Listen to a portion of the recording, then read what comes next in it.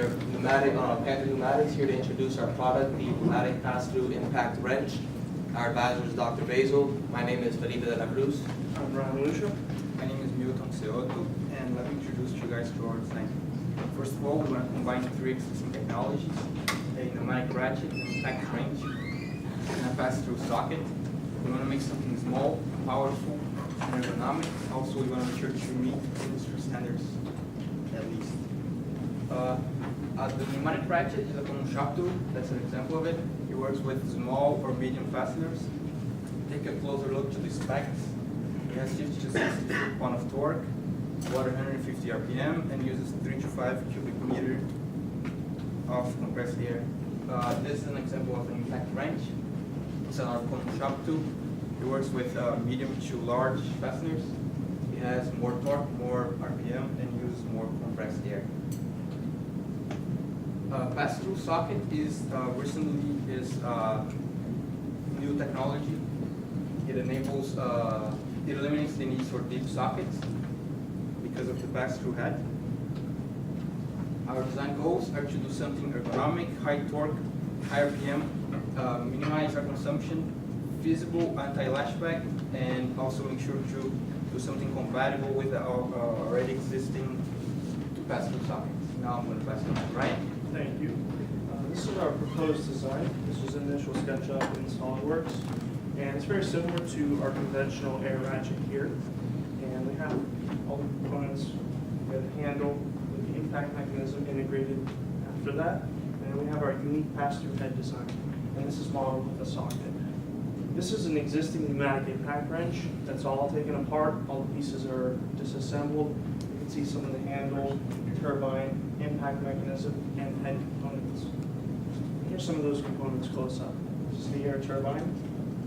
This is our pin and clutch impact mechanism, which we've selected for its small size and proficient torque output for our design. And this is the head design that we'll be redesigning to incorporate the pass-through sockets. So some of our design tasks are to create the new head that you just saw, and we're going to be doing a material selection. We need to have steel and aluminum that are both durable and easy to manufacture. We'll be using aluminum, steel, composites, and some plastics for our design. And we also want to determine the manufacturing processes that we need to create our tool: milling, turning, threading, etc. I'm going to speak to you about the environmental and economic benefits of our project, specifically the environmental impact, waste reduction, reduced power consumption, and user safety. So currently your standard pneumatic ratchet will consume about 4 to 6 cubic feet per minute of compressed air at 90 psi. Our goal is to reduce that time, which is going to reduce the total air and power consumed. To give you a real world example and to put in perspective, a 737 airplane will require about 370,000 fasteners and bolts in order to assemble the airplane, which equates at 150 RPMs to about roughly 1,020 hours of manual labor. Our product will reduce that by about 1/3, using 400 RPMs to just over 380 hours of manual labor.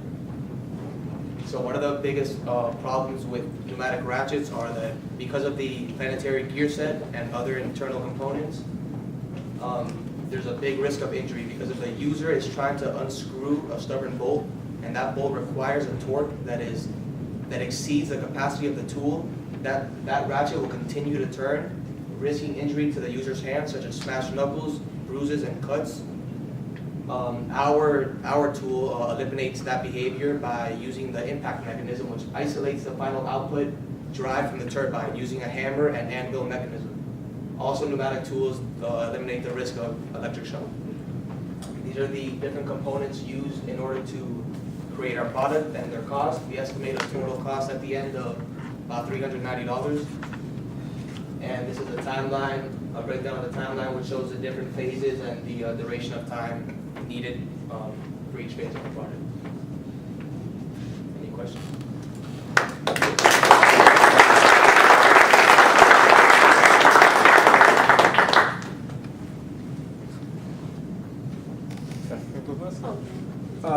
Could you talk about the engineering analysis that you'll be doing in this project?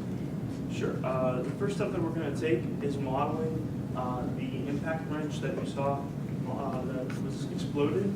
We're going to create every single part as an assembly in SolidWorks and do a simulation on that. That's going to give us some values on our torque, forces, internal, and from that we're going to be redesigning the head, and we'll be changing some of those parts for the final analysis of our product, and then we'll be manufacturing the entire tool.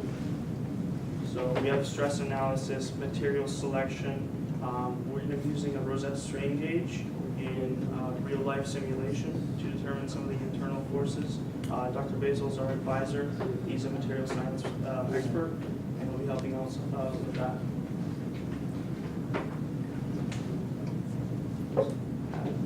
I have two questions. Sure. First one, I assume this wrench can be used clockwise and counterclockwise? Yes. Okay.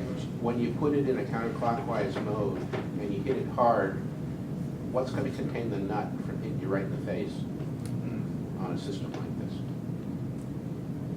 Okay, my concern is that, you know, typically with a ratchet, you dead end against the socket. Right. This is going to have the ability to drive that nut right off the system, straight back at you. Oh, the pass-through socket, you can see here, it has a step inside. You have a difference in diameter from the outside Okay, of so the nut. it'll lock in Yeah. there. It's going to prevent that nut from coming back out, yes. Back out, okay. But it does have that hole the whole way through the socket compared to your traditional sockets. Perfect. Second question, are you going to develop this using 3D printing? Yes, I actually have a rapid prototyping machine that I purchased myself, and we'll be doing a scale model a little bit larger than the actual final product, just for resolution's sake. And I have that all available. That's all going to be in plastic? ABS plastic for the prototype, which will be for fit, and then for function, we're going to be using SolidWorks to back up the numbers, because ABS doesn't sustain any torque or force substantial to what we're using for. So your prototype will not be a functional prototype? We're going to be manufacturing, after we do our fit prototype, we'll be actually manufacturing it out of aluminum and steel, like I mentioned. Okay. So we'll be using traditional methods of manufacturing, milling, turning, possibly wire EDA for the manufacturing of those components. And the whole system is going to be fabricated by us. You're gonna make the turbine too? Yes. Yep. Possibly reusing some of those components.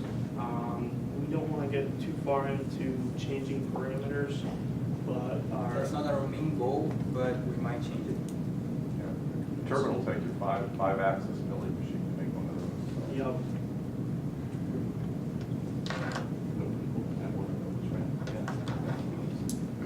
Any other questions?